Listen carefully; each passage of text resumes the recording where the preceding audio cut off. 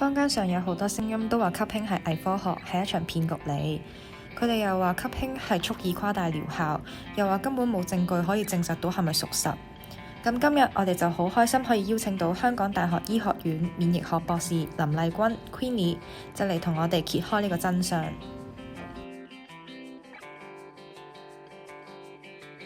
好多人都會對氫療法有好多質疑嘅，咁呢個都係睇下邊個地區，因為有時我哋身處嘅城市或者國家冇接觸過啦，咁有時我哋問嘅當然係專家，呢度嘅專家或者醫生啦，而佢哋亦都未必有接觸過嘅時候呢，就會大家好質疑呢樣嘢咯嚇。咁有時我哋可能睇下一啲常用呢個氫療法嘅國家，可能同埋睇下啲國際論文究竟佢有冇一啲臨床嘅數據去證實佢療效，咁樣嗰個可能比較容易參考到咯。其實譬如醫院或者一啲喺屋企在家療養長期病患嘅人士，如果咧佢嘅血含氧度咧太低嘅時候咧，的確咧好鼓勵佢哋要吸氧氣啦，又或者急救嘅時候都會用氧氣，大家都好熟悉呢樣嘢。咁但係氫大家有冇聽過？又或者喺香港嚟講，醫院唔會話急救用氫啦，咁都明白大家會有問題嘅。咁但係咧吸氫氣呢樣嘢咧，其實咧主要唔係用嚟急救嘅，反而係去提升我哋嘅體質啦，舒緩一啲病症引起嘅不適改善我哋嘅體質，令到我哋可能提高返自癒力、免疫力，令到我哋容易康復嗰個方向咯。所以喺呢方面咧，吸氫同埋吸氧氣其實都幾唔同嘅。治療嘅原理咧，佢嘅主角啦就係氫分子啦，大家唔知有冇聽過啦 ，molecular hydrogen 啦，咁樣咧佢其實咧係好特別嘅。咁如果我哋食藥嘅時候，我哋可能係抑制一啲病狀去改善啦。但係氫療法嘅氫分子咧，佢就好得意嘅，佢就唔係喺呢個方向，佢反而咧就係將身體我哋接觸到嘅游離基裏邊嘅活性氧咯，我哋叫做咁呢個活性氧咧，其實好容易傷害我哋嘅細胞基因甚至我哋嘅蛋白質、我哋嘅組織啦，咁令到我哋容易老化，容易慢慢出現狀況，容易患病。而氫分子咧就可以咧當我哋攝取去身體嘅時候咧，幫我哋咧係選擇性咁樣消除一啲唔應該喺身體嘅自由基活性氧咯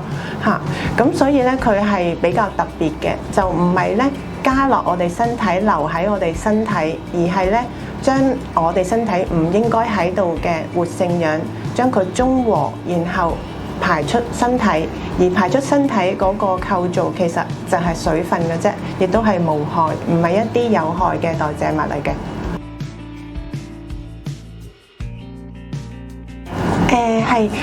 咁咧當然兩者咧係唔可以互相取代嘅，應該咁講。我哋要吸取好多營養啦，係好需要。但係咧氫咧可以再加埋落去咧，係將我哋吸取營養嗰個吸收率咧，其實會提升㗎。另外咧我哋可能食嘢裏邊有好多抗氧化天然嘅物質咧，都係非常之好。呢個絕對唔會係因為我哋吸氫氣或者係氫療法而減少咯。我哋應該係兩者都用。但係咧，我哋要明白啦，而家現代嘅生活咧，我哋食物裏邊嘅營養其實比起幾廿年前少咗好多。我哋咧，譬如而家耕種嗰個土地咧，已經冇以前咁肥沃啦，同埋好多時候我哋都犧牲咗，因為好忙。為咗方便我哋食好多即食嘅嘢、加工嘅食物，其實佢哋天然嘅營養已經少之又少，亦都破壞咗。咁如果咧有氫分子呢個咁嘅養生嘅工具啦，加埋一齊嘅時候，除咗令到我哋更加可以吸取到我哋需要嘅營養啦，另一方面咧，佢亦都幫我哋去除一啲唔應該喺度傷害身體嘅自由基，即係活性氧咯。咁其實係成件事係更加有一個雙成效果咯，所以係唔需要互相一個去取代另一個。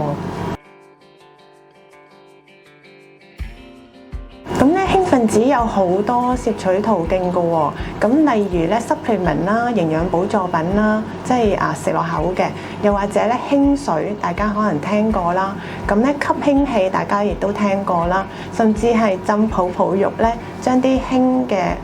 粉狀嘅喺個浴缸度，喺日本都好流行嘅，去浸咁樣，佢都吸收到。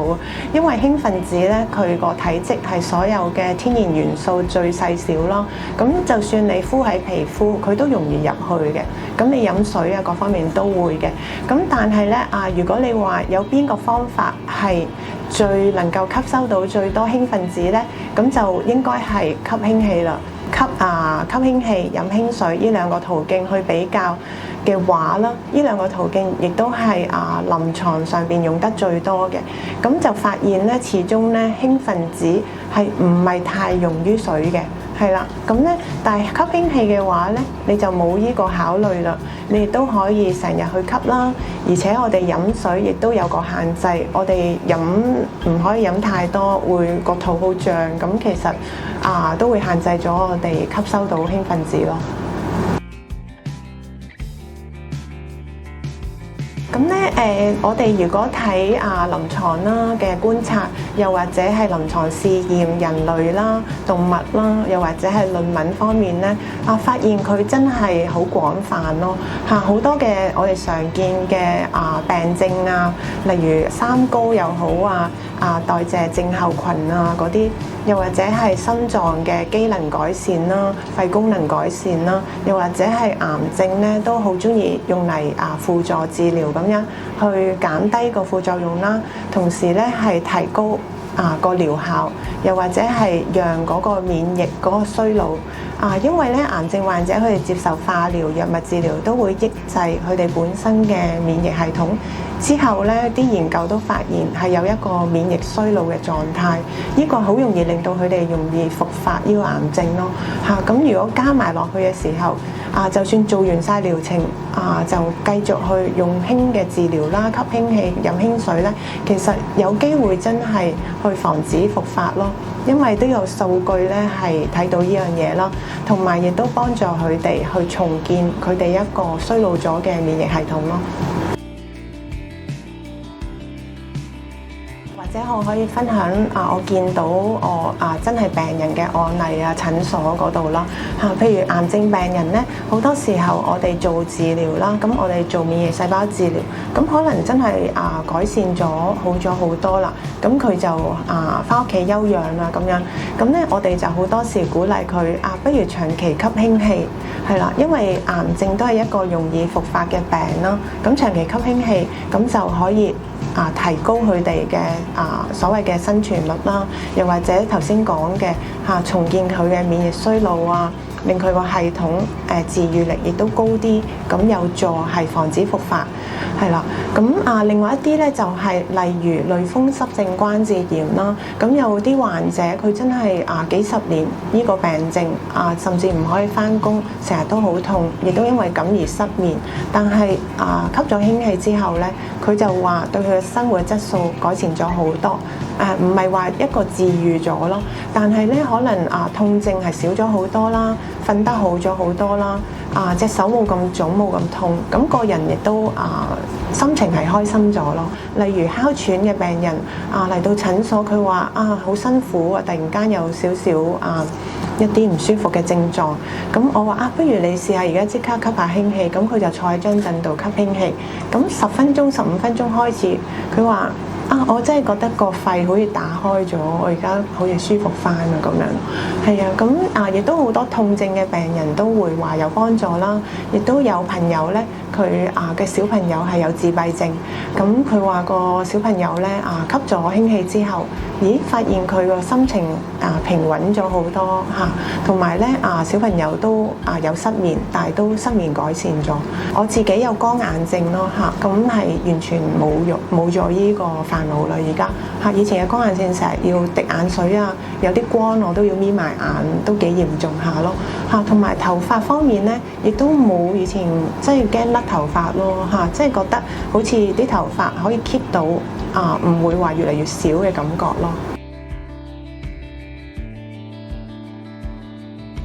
我覺得因人而異咯，有啲人係好快嘅，可能一兩日啊，或者一級啊，佢已經覺得隻眼睇嘢好清楚，睇嘢好光啊，有返精神。又或者我試過有個病人咁啦，喺診所咧，佢嚟試下吸1個鐘啦，佢發現咧將幾日嘅疲勞咧，佢話突然間係冇咗咯嚇。咁但係亦都有人咧係一開始吸嗰陣時就會有一種叫好轉反應。所謂嘅好轉反應啦，就係咧發現咧吸氫氣嘅人咧初時咧有一部分嘅人係會覺得唔係好舒服嘅。嗰個唔舒服咧，又唔係嚴重嘅，可能係有啲頭痛有啲少少個喉嚨會有啲敏感想咳咁樣啦，又或者皮膚有少少一粒粒又或者排便或者去洗手間小便都會多咗個個都唔同咯，但係只係一部分人咯。咁呢個我哋叫好轉反應啦。我自己就會比喻好似本身可能一間房好多塵埃嘅，你入去打掃嗰陣時咧，好多時你一掃咧，啲塵埃就會揚起咁咧令到突然間受咗刺激，嗰個就覺得唔係咁舒服嘅身體咁啲細胞組織亦都受咗刺激。咁但係呢個咧正正就係反映其實佢喺你身體度做緊一啲嘢咁樣咯咁將呢個好轉反應慢慢去觀察，亦都如果太過不適咧，就唔好吸太多住，逐啲少量咁吸然後呢個好轉反應通常咧真係幾日或者最多我聽過都係可能2個禮拜後咧，其實都冇咗取而代之咧幾乎大家都會話有唔同嘅幫助咯，可能個人個能量高咗，瞓覺瞓得好咗，又或者佢嘅病啦譬如血糖啦，如果係長期吸會降低咗啦又會係可能癌症病人佢真係覺得化療令到佢嘅不適真係好咗好多想食嘢啦個人精神咗又或者啲痛症改善各方面都會有咯。但係初期真係都會有一部分人會有一個不適嘅反應都唔出奇嘅。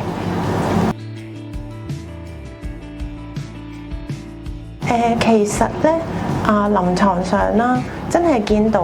小朋友可能歲幾都會有吸氫氣嘅。自己有個醫生朋友有個 case 就係個小朋友都係得嗰歲幾，但係濕疹係非常厲害，係去到一個地步要留院啦，又要用類固醇。咁佢媽媽係非常之唔想，所以就用咗氫氣療法呢個方法，就係每日吸好多氫氣同埋亦都食一啲益生菌去改善腸道健康去配合嘅。咁結果咧就喺10日之內咧，大部分已經好轉咗咁跟住再過多1個月，其實基本上係康復晒咯，係冇用過藥物啦咁之後亦都冇復發嘅，係久唔久吸下就已經係做到呢個效果因為興奮子咧，佢唔係一個藥物啦，所以佢唔會有副作用，亦都係拎走我哋身體傷害我哋嘅活性氧，仲係一個選擇性，我哋叫做其實壞活性氧先至會選擇性中和佢拎走，而佢嘅代謝物都係水咯。所以其實小朋友至到老人家其實都係好適用咯。喺日本亦都唔會有一個限制咯咁好多人都會有呢個問題啦因為始終譬如我哋食藥都會有個劑量限制啦食 supplement 都會話唔好超過幾多粒咁樣啦。但係興奮子有少少唔同咯，因為佢始終真係唔係加添喺我哋身體而留喺身體嘅一個外來物質啦其實我哋本身身體我哋嘅腸道嘅好嘅細菌都會釋放氫氣嘅咁幫我哋消炎嘅咁所以咧興奮子入我哋身體，仲要係拎走呢個壞活性氧，然後變成水排出去嘅基本上就唔會話起到一個壞嘅影響。咁我都有去睇好多論文研究報告，見到佢嘅安全性都係好高咯冇話一啲影響身體變咗一個破壞身體健康嘅一個報告咯。咁但係咧如果飲輕水嘅時候，當然水我哋知道係成日要飲住，但係過量亦都係對身體會有負荷嘅。咁所以都係好似平時咁飲水嘅份量啦。但係如果係將氫水嚟代替平時啲水都係好好咯。吸氫氣嘅話咧，大家反而可能留意下要幾多先有效果咯。可能我哋嘅氫氣機佢輸出量高少少啦，然後我哋每次吸，我哋可能如果有病，如果係臨床上係癌症嘅話咧，佢哋真係每一日都要幾有自律性去吸幾個鐘嘅嚇。咁呢樣嘢要做到嘅時候，個效果會明顯咯嚇。但係一般嚟講，譬如保健預防咁樣其實一日有1個鐘、半個鐘，其實都相當好咯，去幫我哋每一日咁樣定期去清理下身體咁樣咯。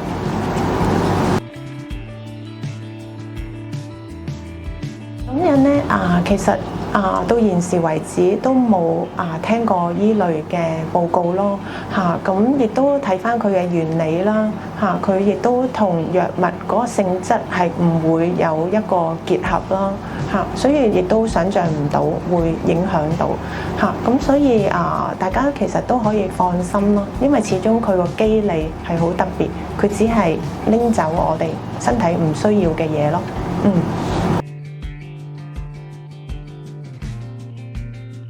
氫療法依個咁嘅保養方法啦，可以話其實咧喺外國咧好多地區咧都用咗好耐嘅，咁比較盛行嘅，我覺得可能係真係算日本啦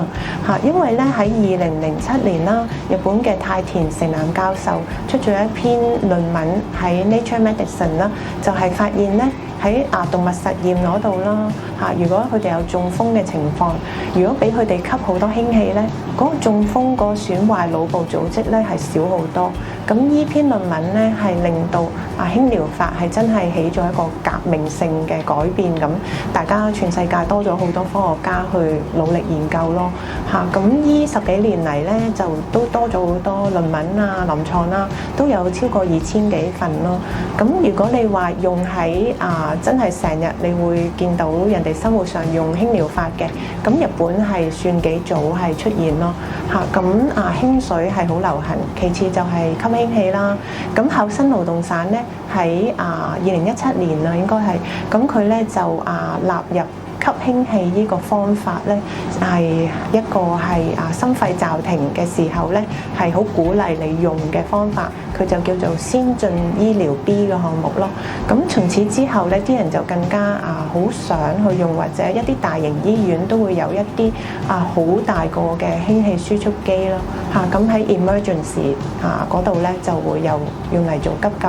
咁臨床上已經有國際論文係出咗啦，喺日本啲醫院一齊做嘅，都發現咧真係急救嗰陣時，你唔係俾佢哋淨係氧氣，亦都加埋氫氣嘅話咧，佢嘅生存率又高好多啦神經損害嘅後遺症就減低咗好多啦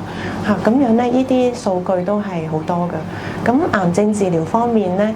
當然每個人嘅效果唔同啦，咁但係咧都係正面嘅咯即使唔係真係話俾到你好抑制到腫瘤好明顯，但係佢哋嘅副作用，癌症治療嘅副作用會好咗好多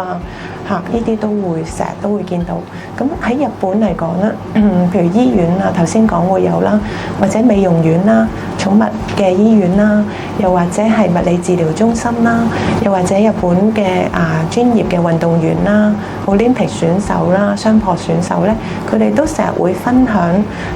吸氫氣㗎，我有或者我係會飲氫水咯。咁其他國家咧，例如韓國咧都好盛行嘅然後台灣啦，咁內地嘅鐘南山教授啦，咁係新冠肺炎嘅時候咧，佢真係好鼓勵咧，去用吸氫氣去幫助嗰啲急救嘅時候，令啲病人咧嘅死亡率減低啦，個症狀又會係減少所以喺內地亦都係好提倡咁香港係比較少嘅接觸大家嘅渠道或者之前亦都比較少啦，但係國際上你話論文研究美國註冊臨床咧都係有咯而家亦都開始睇到咧，美國嘅醫生咧亦都開始會去出嚟講話，其實呢樣嘢係會幫到病人嘅，又或者一啲嘅綜合癌症療法中心咧，佢哋好多時都會有氫水或者氫氣機而家喺美國都開始有咯咁大家都可以去了解下。